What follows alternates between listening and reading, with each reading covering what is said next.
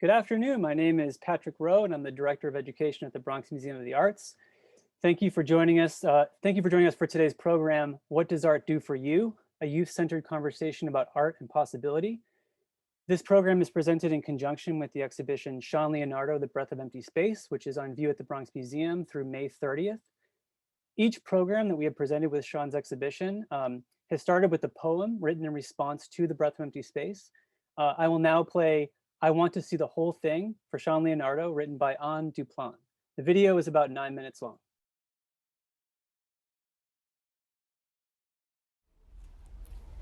I was about to say, why would one sit in a courtroom with your head in your hands? I'm not sure that's totally right, but we'll go with that for now. I find myself suddenly wondering how I would render this here figure by I can hear the black bodies chirping. Similarly, I need to delve into this particular image and grab the pieces and move them around as a kind of purging. I don't really mind separating the existing figures out into littler figures. The justice system acts in just the same way. Multiple police officers crowded around their capacity for pleasure. The willingness to be in a sort of genre hell lovingly for some time until sense returns around a new theme, change and disengagement. There have to be limits to the creative activity, something linking me back to the activity of writing, such as the imperative to leave the hands in contact with the weapon. It's difficult to make a mental image of where we need to go as a culture. It's time, in other words, to take the next step. If writing poems is about letting go of aboutness, of a sense of putting coherence to an image, what does it do to you that you can't possibly touch what's right? It's inherently uncomfortable to not feel where a narrative is going. An uprising, as it should be said, is without cause or reason. Central Park and other parks around New York City have witnessed a large amount of crime, not least the crimes by police against young black men for not doing much of anything. Tell me what your credentials are, the police might ask, the kind of synthesis of order and chaos in this here meeting. In fact, I can find that exciting. There was somebody flippant, almost processed in my words before. First, what gesture, what emotion the psyche is ever in need of new words, gonna discover it within certain limitations. Being a churched individual, for example, that doesn't make any sense. Devotional texts really are in your head. I myself am guilty of feeling anger at black men seen to be doing not a single thing. That's why they mean limitation breeds creativity. The charcoal and multiple blacks and grays, not only these hues come into focus, the psyche states, the roundness of it, and its incorporation of most beliefs, if not all, or rather, to create erasures by eliminating certain erasures. One has to believe that this lack of free play and lack of regulated play is showing up in other facets of our society. I'm angry by I did not have to cry, and yet there's not a single thing else I can do. It's not a single thing else we can do. The system works this way. Why would you sit in a courtroom? I have to scroll to touch this particular image in its entirety. I don't feel as if I'm allowed to ask that question. Oh, it's so painful to try to bring that emotion into view. I try to touch the whole image. One would make a mental image of traveling along a churched roadway, the kind of mystery that remains inside a black subject. How did it sound to be at the Attica uprising? Why are these pictures full of men who gather to decide the fates of them folks, and men who gather when they've been gathered by those other men and would be gathering elsewhere if they could, except they can't?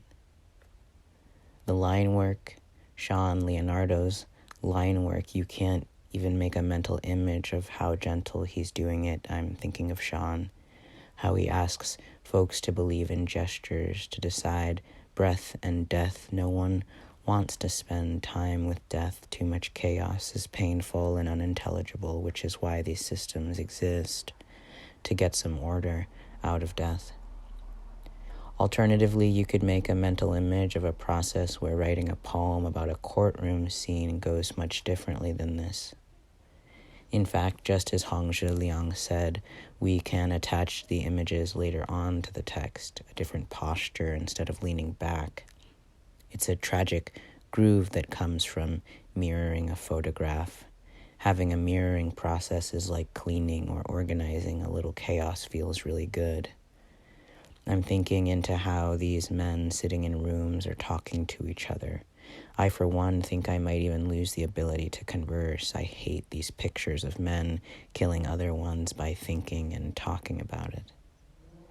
It's like the impossibility of seeing the whole image is what we hold. On the other hand, too much repetition also breeds harshness. By your psyche can't tolerate the lack of new words.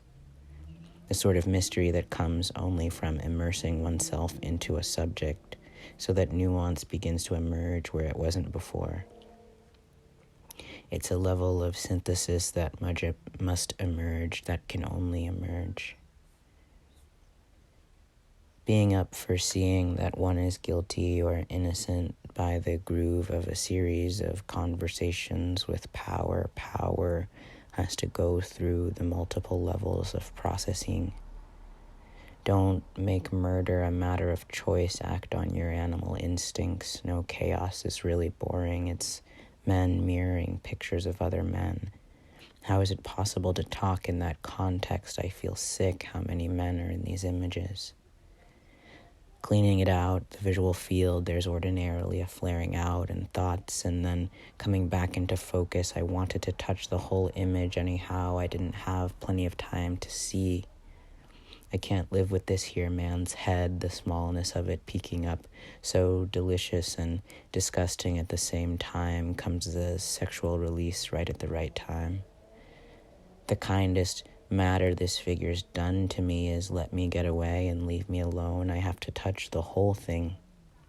Systems exist to get chaos down to a manageable level, to build a structure that could house me, that would feel my faults and hold, something I could feel on, inside of and outside and all over.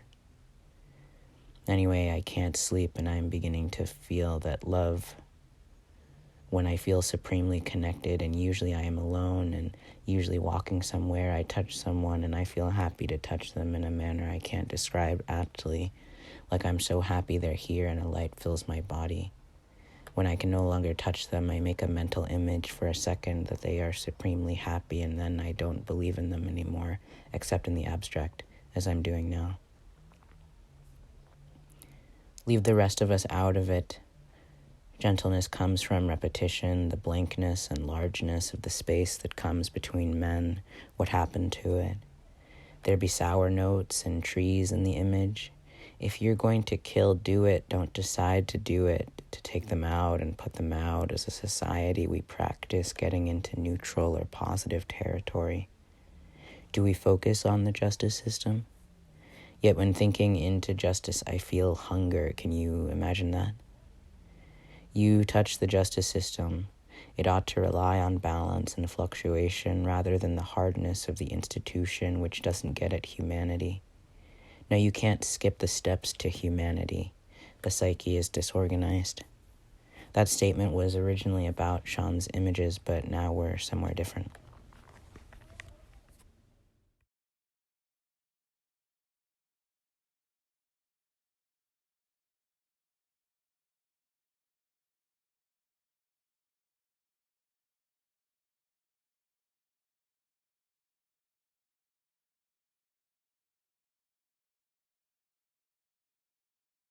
Again, that was I Want to See the Whole Thing for Shaun Leonardo, written by Anne Duplan.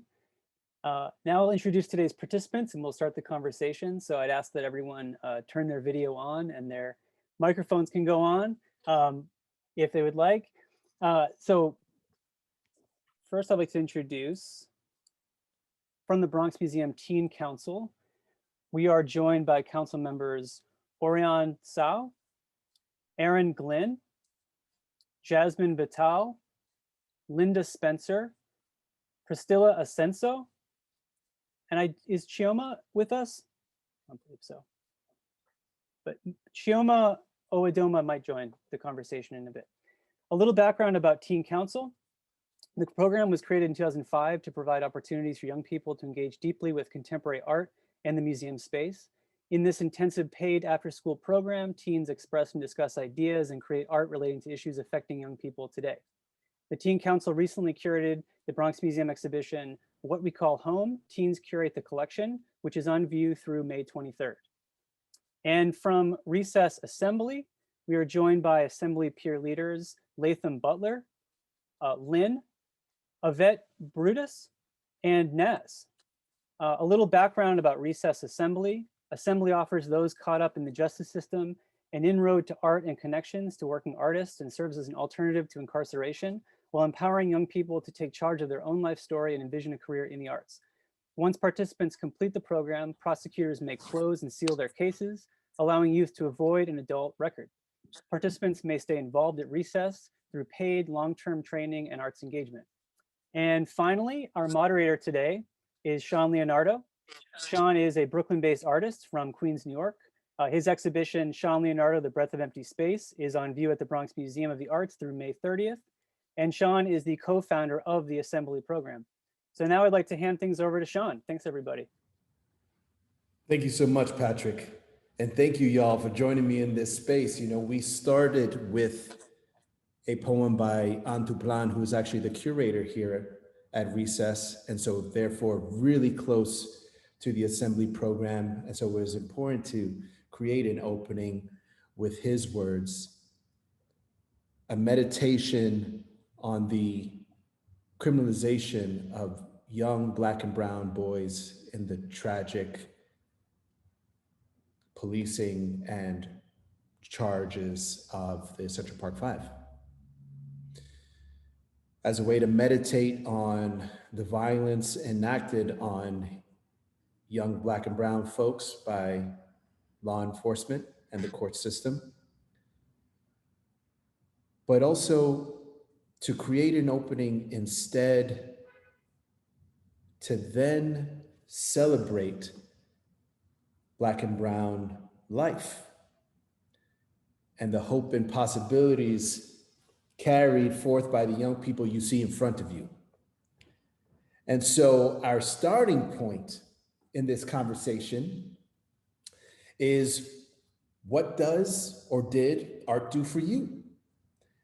And so what I invited the members of both the Teen Council and Assembly peer leaders to do is write questions to one another, but through a slightly different, let's say, approach.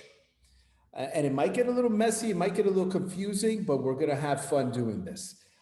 Essentially, I asked the Assembly peer leaders to write a letter as if they were speaking to their younger selves, and to pose questions to a past self. And in turn, I've asked the Teen Art Council members to write a letter or write questions to a future self. And so, as you might be able to guess, what will then happen is that the questions that the Teen Council of the museum have posed will be answered by Assembly peer leaders, and those questions that were crafted by Assembly peer leaders to their younger selves will be answered by the Teen Council members.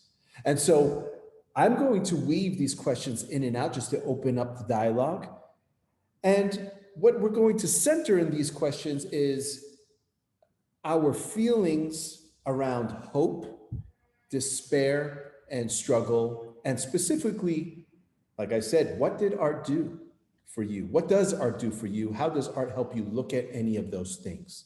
Hope, struggle, and despair. So I'm going to start with a question that was posed by the Assembly peer leaders to the Teen Art Council.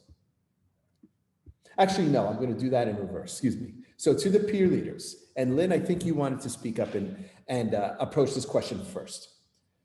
Are there still experiences that make you feel stuck on an endless cycle?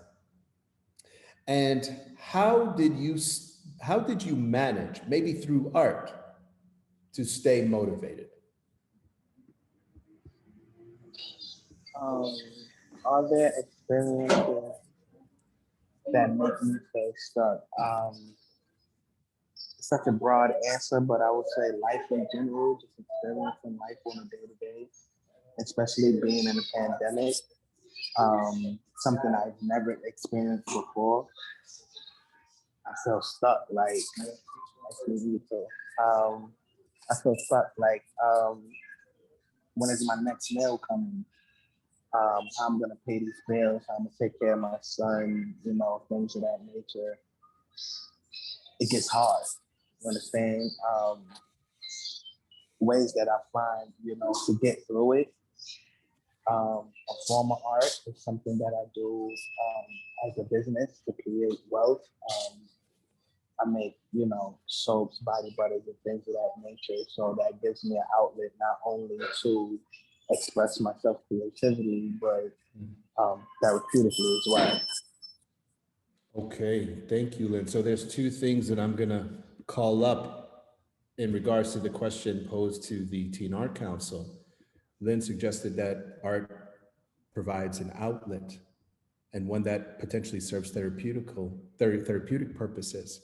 And so the first question to, I think, Linda, you're going to speak up first, is it difficult to stick to your belief that art has these kind of possibilities? Is it difficult for you to stick to art as something that you should pursue? I think it definitely is, just because you have constant artist blocks, and then just sometimes you make a piece with this idea in your head and it doesn't go the exact way that you want it to. So you get very discouraged at times, and just because of how hard it is to really make your name out there in the art industry in general, it's very discouraging sometimes. But because of how I use art as an outlet to express myself and my feelings, I continuously still come back to it and never completely turn my back on it. Okay, Linda, let's pick up from where you left off. So regardless of the struggle of using art to let's say create a path in the world, you're saying to us that it's still something that you fall back on. It's still something that provides an outlet. Lynn offered creativity as a way to stay motivated, as a way to look forward to possibility. But let's dig into there a little deeper. So for peer leaders, I want to go back into struggle a little bit. From the teens, do you regret not doing something about the things that you at the time felt you had no control over? Do you believe that every aspect of your life was set on a track for a reason? And did art help transform your opinion on this?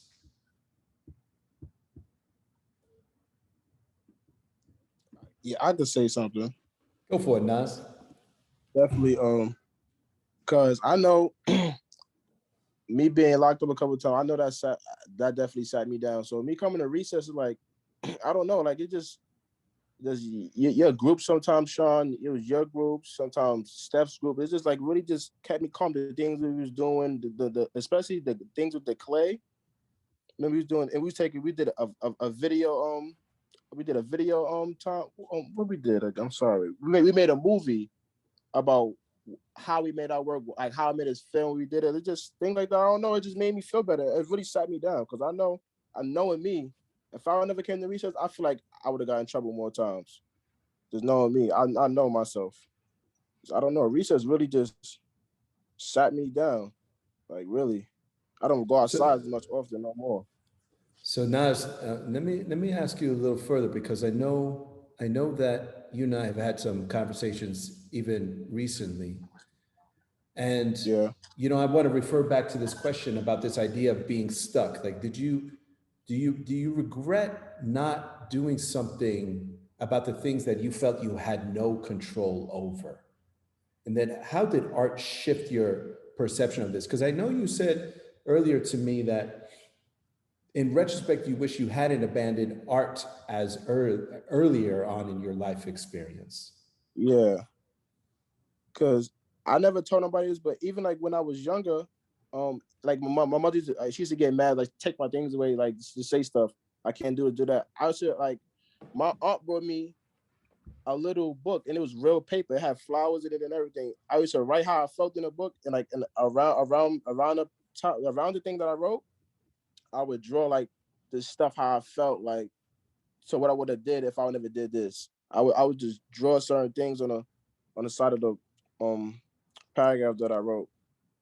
And I know if I would have continued with art, I probably would have been real nice at art because I knew how to draw real good back then. But then I just fell off, just being a follower, things like that. But I know if I would have continued, a lot of things would have been different. Thank you for the honesty, Naz. I think, that brings up another question that I believe you posed to the Teen Art Council. And I think it makes perfect sense to segue into this.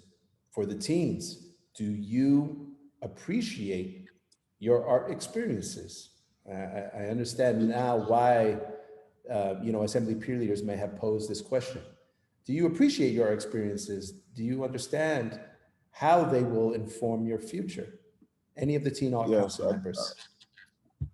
To the Teen Art Council. I definitely do. Hold on, Naz. We're going to pose that to the Teen Art Council. Go ahead, Priscilla. I guess I can answer that. So the question was, how do I appreciate art today? That's right. And do you feel in your present that you feel it is somehow informing your future? Yes, definitely. I used to draw seamlessly and mindlessly back when I was really young. And now it's really brought me to where I am today. Art has my passion for drawing has always led me to a bunch of decisions that I'm making today.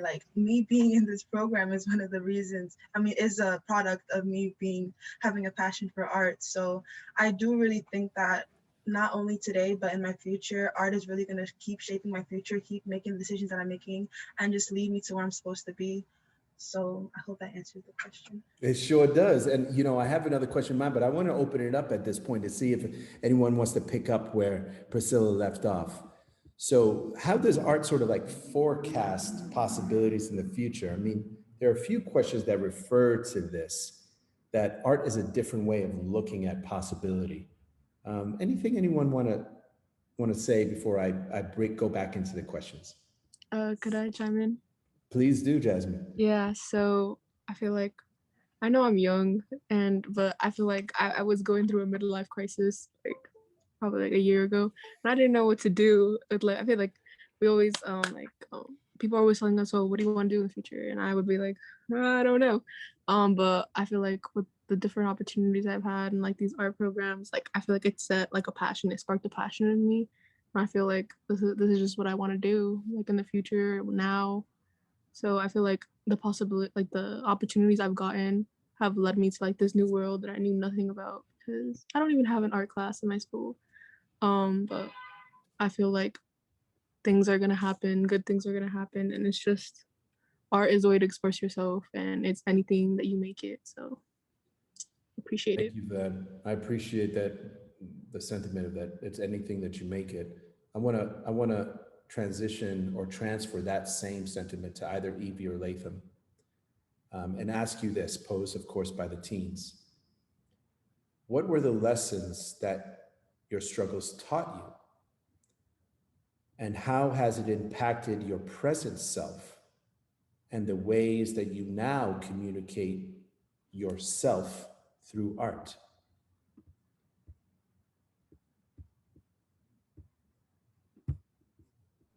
I'll go. I would say that my art experiences and life experiences have shifted a lot. It showed me a lot of growth that I've over time have shown to people and shown to myself.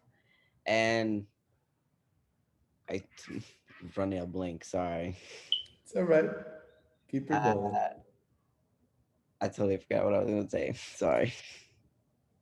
Would you like me to ask? Let me ask the question again. Yeah. Yeah. What were the lessons that your struggles taught you? And how has it impacted your present self and the way that you communicate through art? Okay. I use my art to now speak about what's happening in my community. I used to just do it for fun. And the struggles that I've recently been through these past 2 years has dramatically shifted my art. Now I want to tell a story with my art. I don't want to just do it just to be doing it. I want to do something important to change Mm. somebody's life or Mm. anybody, to start a conversation, particularly about our society. Well, thank you for that, Latham. And I think that's, I want to open that up a little bit and talk about the subject of your work, the artwork that you all produce. And Latham is speaking to sort of a larger objective in the work that you're now producing and how that shifted from when you were younger. And I'm wondering for the teens, does that resonate with you at all? Like, what purpose is art serving for you right now, particularly in our lived experience of the last 2 years? I definitely agree with the last person who spoke. I feel as if within the last 2 years, it was definitely an eye-opening moment. Like in my school, an assignment was to do 15 projects based on any topic, and I chose social justice. Watching the news every day is just tragedy after tragedy. Whenever you think that you have just a little hope, something else just brings it down, and you're like, this is just another cycle that keeps on happening.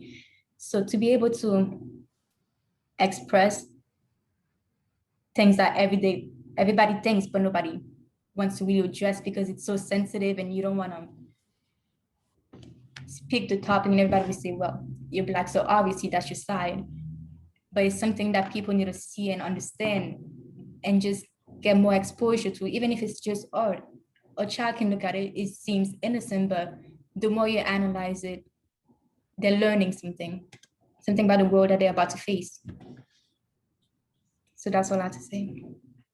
Thank you. Thank you so much, Ariana. And yeah, I would just want to open it up to anyone else. You know, I think, especially in the context of the exhibition at the Bronx Museum, I think a lot of artists see a larger purpose in their work. I certainly do in the work that I've presented at the museum. I'm wondering how you all feel about this. I mean, I definitely have other questions, but I think they've all sort of pointed to this, that as an outlet, art does serve potentially therapeutic purposes and ways of dealing through struggle, dealing with sadness. But then there's also another opportunity, an opportunity of expanding outwards. And so let's talk about this a little bit. And Evie, maybe I can bring you in a little bit and ask you, let's do a double-sided question. How has art and your experience of art in the past versus today helped you deal with your own stress? But also, how has it helped you see who you need to be out in the world, what you need to address out in the world? Like, how does art possibly hold both of those things? That is both for internal and external reasons. That's a big question. I don't know where to start. We'll start with the stress management part. Okay. Okay, the first thing that came to my mind when you said that was, in a good way, thank God for stress, because it's what pushed me. Um, it made me do a lot of research. Like, I need something to calm me down. I can't do this. And going in my personal experience, like trying to go to doctors for help, and they taking forever, or you cannot get the help, and you're trying to take the correct way, medical way, or whatever. When that don't work, you turn to art and you make it your own thing, and you become your own teacher, and you find your own way to relieve your stress. And nobody can tell you, well, okay, no, let me finish what I was about to say. Nobody can tell you how to do your art. So to have control of something, but you still have to follow certain rules, like when you're doing your art, But once you master those rules, you get to change it and make it your own. So you have something that can you where you feel free at that moment. Sometimes just that free feeling is what is therapeutic for you. That's how it is for me because I'm able to block everything out, focus on that, and it's something that I feel like I'll be willing to do it even if I don't get paid, and it doesn't feel like a job. It just feels like second nature. So that's what's stress relieving about your art. Did I answer that right? No, hell, you answered it the way you needed to answer it, Evie. And you know what I respect in your answer is that you're pointing to a well-worn saying that I think a lot of artists adhere to, that the personal is always political. Mm-hmm. And so in addressing your stress, you're also addressing the causes of this stress. And you gave us the perfect example of our lived experiences, specifically of Black and brown young people, Black and brown human beings, our experience with the medical industry, with the healthcare system, and how navigating those systems causes stress, and that how art therefore becomes a process and maybe a pathway not only to managing the stress, but trying to find your way through your lived experience of systems that really have a way of causing harm in our lives. And I think that's a piece that I want to stay on a little bit, the way in which art allows or creates a pathway for not only dealing with the internal, but how we see ourselves out in the world.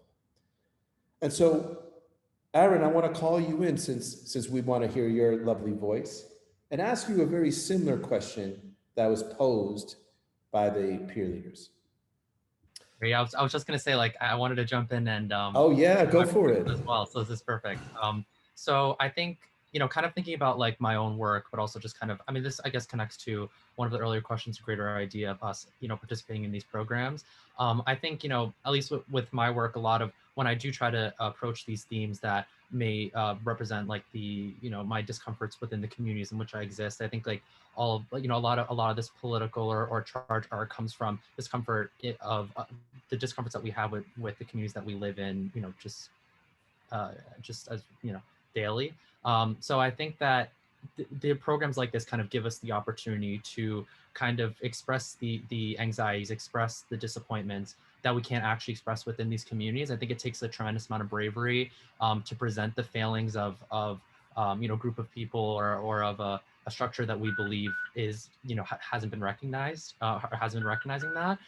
So I apologize. So I think that having a place like the Bronx Museum of Arts, having a place like Recess to kind of share these ideas, share these recognitions with our peers, kind of gives us the opportunity to do that without having to necessarily have that confrontational aspect. But then I think the ultimate goal is to have this sense of confrontation. And I think that that's something that, we will have to grow into. I think like Shaun, like you've already had those experiences of confrontation, putting it within a museum space. But I think like us as young people, I think it takes a lot of work for us to get to that position where not only do we have a platform to share our work on that level, but also have the personal strength to do that, knowing the criticism or responses that we might get. So I think, personally for me, I a lot of my work kind of deals with some of the failings that I see in, I come from a religious background, I go to a Catholic school. Some of the failings that I see within those structures, I think, are things that affect me. You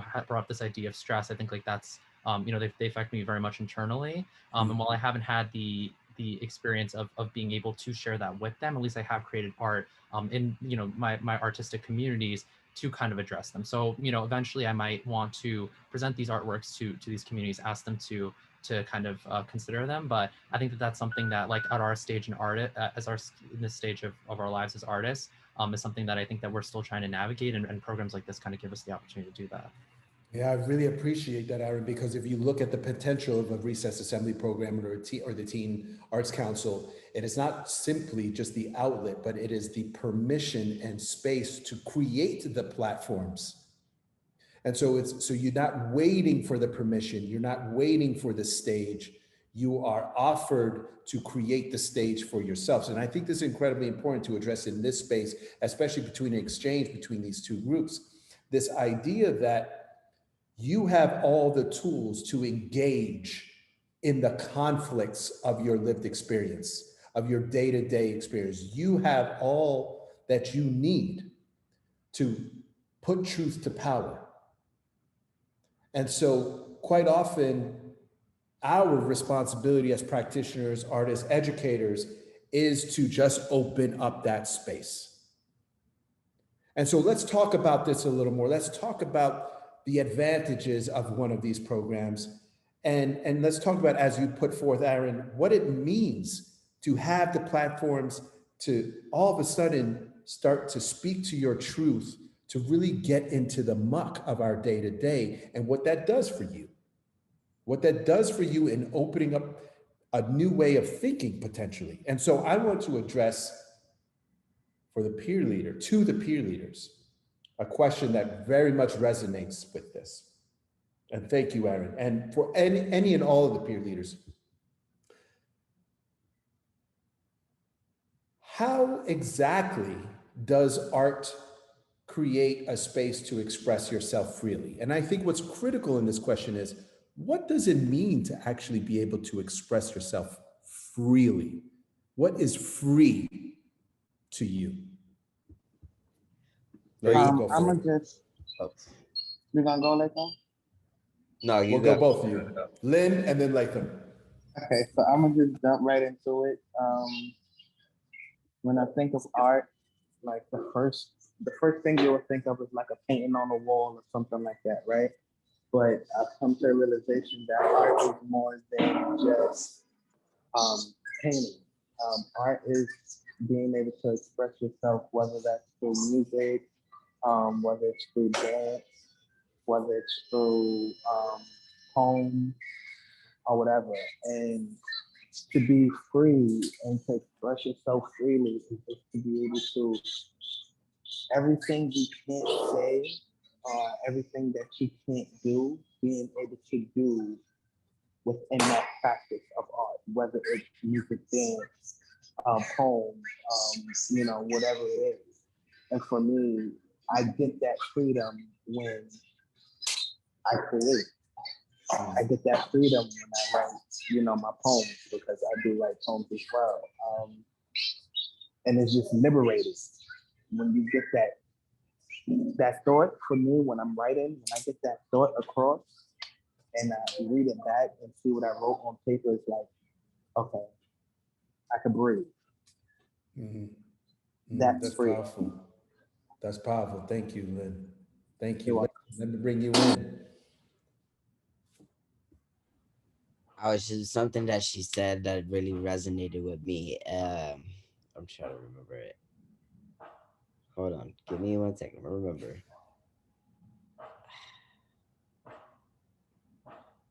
Come back to me. I remember. No problem. Actually, I want to tie this into another question that the peer leaders, and it's a very similar question, but also digs specifically into the type of emotions we move through. And so, Latham, you ready for us? Go for it. I was trying. It was something she said about how we express ourselves, especially in a poem. When you write a poem, it's a hidden language. It's not just straight up. I mean, art is not straight up. It's a hidden language where the artist is expressing him or herself completely without any judgment, or if there was judgment, to continue on with their process regardless of the judgment out from outside, from the societal norms. Thank you. I'm glad you remembered that, because that was important to articulate. And it echoes something that Aaron said, right? That if you're the experiences of confrontation, of conflict in our immediate orbit, where do you put those energies? And it's echoing something that Evie offered in navigating systems that directly and indirectly cause harm. And what you're saying, what you've offered, Lynn, in terms of continuously moving through struggle, where do we put those energies? Where do we have the space and permission to dig through the questions of your life. And so I want to move that into a very similar question. Linda, if I may bring you back in terms of getting into that messiness, in terms of finding that space to ask those difficult and necessary questions. There was one question posed by the peer leaders to you all about when does sadness enter your creative process? And does it? Is that necessary? I feel like it definitely does, especially now. Like a lot of my art is driven off of my emotions, and just because I want to value my art, I want it to be powerful. So I let my emotions really be on the paper. Late like before a couple years back, I didn't really take art as seriously, and it would be for fun and be pointless. But every time I come back to art, if I feel like what I said before about it being difficult sometimes to stick on it, whenever I feel those emotions and I feel like I'm about to do something that I wouldn't usually do, I go sit in front of a canvas and let my emotions pour out on it, because I think that's when my best work comes out, is when I have some type of feeling. If I'm angry, if I'm sad, if I'm happy, I feel like that's when my art is the best. Just because I'm able to, like was mentioned earlier, this language that art is without any words. I feel like it's very important to have emotions going through your head when you are doing work, so that you can really evaluate how you were feeling, because sometimes you don't understand your feelings, but then when you have this piece of art, you're able to look back and reflect on how you were feeling and understand your feelings, and then understand what you want to do from that feeling and what do you want to get out of it. Yeah, and in a judgment-free space, to just have that mental space to reflect upon yourself and your lived experience, that judgment-free zone that Latham and Lynn spoke to, seems to be important in that process as well. Um, I'm wondering if Nas is still with us, because this is reminding me of when he and I used to first engage when you first joined Recess. And Nas, I am going to go back to the sculpture project that was hosted by myself, Glenn, and Hannah. Maybe they might be in the audience, and you might remember it was a stone carving project, and you carved a crown. Stone carving. That's what it was. You carved a crown. A crown. As a symbol for what you were going through at the time. Just being on top, just feeling like I'm for me, king of myself. And I'm wondering if you could talk a little bit more about that in terms of, as Linda was saying, she had the opportunity to just put it all on a canvas, but the stone sculpture was a very different process for you, and it almost served as a symbol, a representation of a very particular kind of emotion or experience you were going through at the time. Could you tell us a little bit about that? Yeah, because when I was locked up, I just felt like I was just down all the time. That's why I was down all the time. I had nothing I could do. I was being told what to do all the time. So when I came out, it was just, I made that crown like fire. I'm on top, and I'm gonna stay on top. You know what I'm saying? That's why I really carved the crown out of everything. That's what's up, Nas. And I was hoping you would mention that, because I didn't forget. I hope you hear what I'm doing here, that there's a way in which, in the mode of telling your own truth, you're forecasting to the future of who you wish to be, who you want to hold on to. But then also, as Priscilla and Oriana and Linda have suggested, that it is a way of processing the emotions of the past up into the current. So art allows you to transcend this sense of time and see yourself in the past, present, and project yourself out into the future at the same time. And I think while we frame this conversation as a letter to your past self or a letter to your future self, I think we're sort of getting into the zone where a lot of the responses are starting to feel the same, because art moves between these timelines, moves seamlessly. And so for someone that is a little older, you can very well use your art practice to revisit the past as a way of defining the future. And the same for you younger folks. that as you're processing your emotions today, what you're also doing is creating a space to see what might be possible in the future. And so the questions that even you pose to one another start to get blurry for me, because at the core is the same type of value, it's the same type of belief, the same type of hope, that art allows you to channel something now that will bring you to somewhere else. And on that note, Lynn forwarded two almost philosophical questions, visualizing questions that I think would be really good to land on.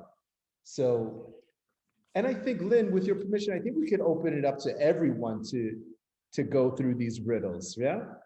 And see what happens. And so there was two exercises. Let's go with one for the time being. Lynn, let me ask you, should this be, which one do you want to center? The one about the museum or the one about the artwork? The museum. All right. So for everyone, place yourself in an art museum. What does that place look like? How is the visual that you're imagining, that environment that you are visualizing for yourself, how and why does that place give you hope?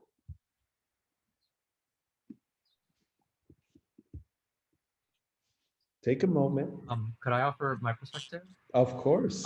So I think I guess kind of like the way that I like immediately thought of the question was like not necessarily like, placing myself within the museum doesn't necessarily mean like placing myself in a gallery. And I think that like if I were to think of placing myself in a place like the Bronx Museum, like immediately my mind would go to place myself within like the education department, within like the basin where the teen council would hold its meetings, like placing myself within the aspect of the museum that goes beyond its walls and is kind of almost removed from the collection, is more about arts education. And so I think it's like very easy to see why that would give me hope. The idea that an institution can allocate resources, can allocate time, can put this attention towards actually impacting populations of people, not just visitors, I think is a really, really hopeful prospect for what art can be in the future. Like how can art institutions, how can they support younger artists, how can they support the next generation? I think that there's a great amount of selflessness that comes out of that, and a great amount of, I have a great amount of respect for that. And I think that that's something that's kind of removed from the artwork. The artwork, the collection has probably been there for, depending on what the museum's focus is, could have been there for hundreds of years. And I think that, while that there is a beauty in that, I think that the real progress and the real hope for the future is within the museum's active work. How can these institutions use their platform to actively connect to other people? I think that I find a lot more hope in that. So I think like the place that I would place myself is more like maybe even like the basement where the education offices are. I think Mr. Aaron here is vying for a position alongside Patrick. So Bronx Museum, take note. I wouldn't be opposed. I wouldn't be opposed. Priscilla? Yeah. Please. To add to that question, it's been so long since I've stepped into an art museum, so I guess I can like sort of answer the question based on that perspective, like from like my vague mind. I think of it as a bunch of pictures hanged around. Like it doesn't even have to be on a canvas. It can be like a 3D model, like just for anybody to see. And like I just feel like that situation when art museum provides is really sacred, because like these photos might be behind glass walls and people have to like keep their distance while just watching and looking at it. So like I just really feel like that environment creates some type of conversation.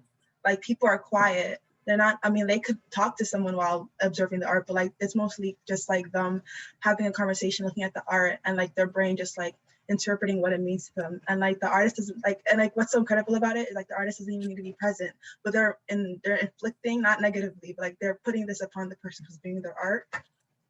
And it just like really gives hope for the future. I agree with Aaron that like these artworks are just really enduring. So art that we might create today people thousands of years later might be able to see it and also just wonder and have that conversation within their head and their brains. What does this mean? That's my answer. Yeah, that's beautiful, Priscilla. Lynn, did you want to chime in? Yeah, I'm gonna answer the question, but before I answer the question, I just want to say like it's amazing just to see how everybody interprets the question and answering Yeah. it. So I'm gonna answer it in the way that I thought of it. Um, so placing myself in a museum, right? Um, I'll be a sculptor. Um, my sculpture will have my sculpture will be made out of clay, and it will have a lot of curves. It'll have a few cracks. Um, it'll have a little dirt because I've been knocked down in life. Um, but it'll have a lot of color.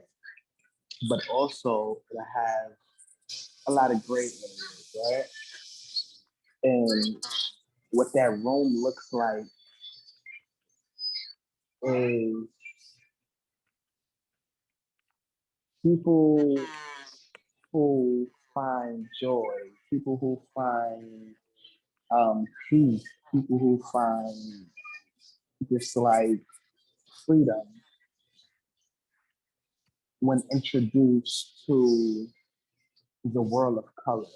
I suffer from depression and anxiety, so being in rooms with no color, like a tan room, a gray room, a beige room, a white room, that can cause me to fall into a deep depression. It can raise my anxiety level. So I have to have color in my life. This is where the color in the sculpture would be. But the anxiety and the depression, that's my gray area. So that's why the gray would be in the sculpture as well. And the cracks just, I've been I've been taking losses. I've been um, you know, through ups and downs, trials and tribulations. So those are the cracks what just signifies like everything that I've been through in life. So that's what my room looks like in the museum. Thank you so much for that visual, Lynn. And I feel like I want to give that a beat. Let's just pause there for a few seconds.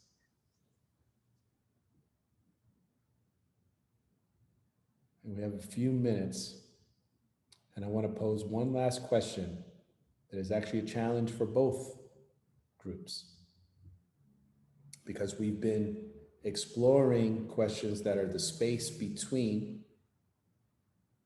youth age, let's say 16 to 19, and then another group of youth age 18 to 26. Let's for a moment project forward, even beyond both of you all. And let me ask you, anyone, everyone, where do you want to be, let's say 10 years from now? And can art help get you there? Anyone? I would say yeah. Um, oh, I would say yeah that art will help me get there just because I do want to pursue art as a career. I definitely see myself in 10 years like being an entrepreneur with my own business, possibly doing CGI animation, so being one of those credits at the end of a movie. I always wanted to see my name on there, so I definitely think I would hopefully want to be there in the next 10 years or have my art in a museum, walk through a museum with my artwork in it. I definitely think art's gonna get me there just because it is a way that I always go back to and something that I use in such a powerful way. I feel like it can be a good voice and asset for me throughout my life, which is just gonna help me stay on track and help me throughout my career. That's there it is, Linda. Latham, did you want to jump in? Yeah, I was just thinking about I currently do screen printing with Chrissy, and I really like doing that. And so where I see myself in 10 years is professionally screen printing my own t-shirts. And I do feel like art will get me there because I got the foundation there, and I feel like it will help me get to where I need to go. Awesome. Sorry about the noise. It's all right. Anyone else? Jasmine, I'd love to hear from you on this. Yeah, I actually love this question. You know, I like, have a lot of time to think about the future, and I'm pretty excited. I see myself right here in New York City. Hopefully working for like a museum like the Met or the Guggenheim. Anything will work. I'll take any job there. But I do I do want to like create my own business in the future, maybe with fashion design, maybe like a boutique of the things that I make. And he just brought up screen printing, and I always wanted to like screen print my artwork on a tote bag. You know, I think those are really cool. So probably with my own business in 10 years. Right on. And Oriana, I want you to chime in one more time as well. Even though I'm really passionate about art, my goal is actually to have my own architecture company, but I would love to minor in art. Like so far, I'm in a really good field with art, as in like the Bronx Museum already opened so many opportunities. I got one piece displayed in the Met, so I'm like, if I were to continue, there's endless possibility. But I'm still fighting and deciding whether I want to actually stick with art or keep it a hobby. So right now it's just like a mental process on how to go about life. Thank you, Oriana. And Evie, I'm going to call you in to bring us home, but I'm going to push you on your response a little further. So Evie, you've taken full advantage of all the offerings Assembly has presented to you. You have a growing soap business, you've been in video, you've taken advantage of the clothing design, the performance workshops. When it's there, you try to seize the opportunity. So I'm going to ask you the same question, but a little differently. Similarly to how Lynn crafted a vision for us, I want to ask you, Evie, as a way to close out this event, this 10-year future, this place of hope. Don't tell me what you're doing. Tell me what that looks and feels like.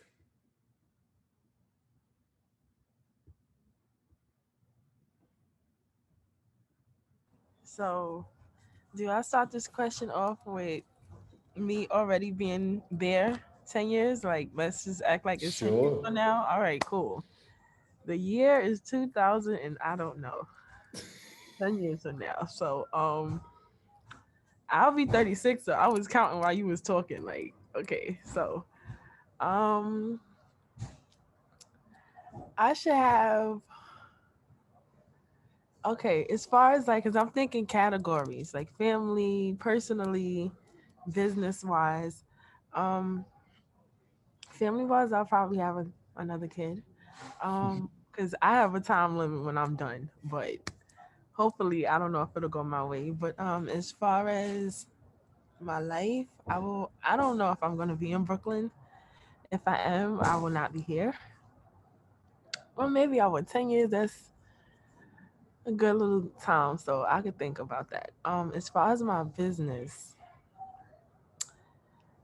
I would not be retired yet because I feel like 36 is young, and I already look young. So I'm like, I'm not gonna be too old, so I could still, whip up some soaps real quick. That's fine. But I by that time, I want to be making soap in like a factory or like just some type of like it has to look like a kitchen though because that's I started in my kitchen, but I would want a store and the store would be like a cute little kitchen, but it's soaps and you see like different spots like you have the microwave and you would have the tools, all of the cutting tools for the soap.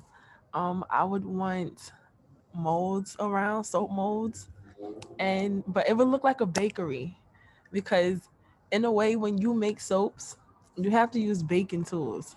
That's a secret, Lynn, that's a secret to making soap. A lot of people don't know us soap makers go right to the baking aisle and you get the little baking molds, and you can make your soaps look appealing as if it's something from a bakery.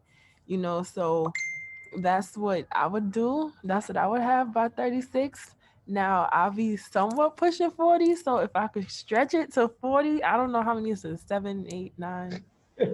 So 14 years from now, I need to be sitting down on the beach, retired. I think 40, that's when I'm gonna cut it. Evie, you do realize that I'm in my 40s, right? Yeah, right. It's not wrong with that. And And I'm moving. if I And still I'm doing this. you know what? All right. So we're gonna push it back. 40, I want to be coming in telling people now, no, excuse me, add a little bit more fragrance by that time. But So Evie, let me pull you back again and say, in this vision, if all of this is happening, you're in the store, things are moving, how are you feeling in your body?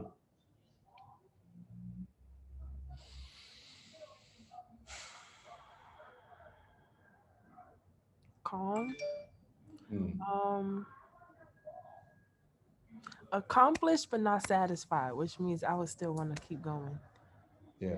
Because I'm a perfectionist. So I'm looking at the comments. Somebody said 36 is young. Yes, I would be accomplished but still moving if we can push it to 10 years. Because I feel like I'll have even more ideas and I would have different categories of soap that I can make. Right now, I only am making melt and pour soap. By then, I should be making cold process, merging the two on top, cold process and melt and pour. By then, and my soaps would be bigger. Like I want to make like a sculpture or something out of soap. That is a wild dream. Like when you walk in my store, big soap. Well, listen, I want to sit with, and I want us all to sit with what you just innately brought forth, which was a feeling of calm. And thinking about all the ways we move through this conversation, and that there's healing, there's processing, there's conflict, there's confrontation. And art allows us to move through all the complexity of our lived experience. And again, I want to, in framing this conversation, offer the context of my work and the words that An provided at the outset with his beautiful, tragically beautiful poem, where we meditated on those young Black and brown boys sitting in that courtroom with hardly a person paying attention, seeing how in their bodies, the ways in which their humanities have been diminished, how they've been criminalized, all plays out in that setting, forcing us to sit with the fact that it's in that violence, the violence of law enforcement, the violence of the courts, in which we are not given access to that emotional state, to that fullness of being of any of those young boys. And so it was important to me, important to the museum, to use that as a starting point, not to further explore that violence or Black death, but instead in this conversation, to celebrate life, to celebrate possibility, and to look at the brilliance of these young folks in front of you who are expressing that hope even through the struggle and utilizing the art to do so. And so we celebrate you because you give us the example of young folks that, against all the odds, use what is at your disposal, that expression, to create a pathway that would otherwise maybe not be given to you. But also to celebrate that platform that is Recess Assembly and the Bronx Museum Teen Arts Council that can hold up individuals for you to see that, oh yeah, maybe this thing, this art, this way of creating does show me something else. And that's enough for you to hold on to. And so in virtual land, I hope you will join me in applauding these folks, and y'all should applaud each other too. Thank you all for being present. Thank you all for your questions. Thank you all for your exchange, your answers, and for showing up with such sincerity and such beauty. This is what really it should all be about. Patrick? Shaun, thank you so much, Teen Council members and Assembly peer leaders. Thank you, Shaun, for moderating today's powerful, hopeful, crucial, important conversation. And to let everyone know that a recording of this conversation will be made available on the Bronx Museum's website very soon. And thank you everyone in our audience for joining us today to watch this incredible conversation. And we hope that you'll visit the museum soon to see the Breath of Empty Space, as well as what we call Home, Teens Curate the Collection, and Born in Flames, Feminist Futures, which just opened yesterday. So I encourage you all to get a time ticket, come to the museum, come see us. Thank you again, and everyone have a great evening.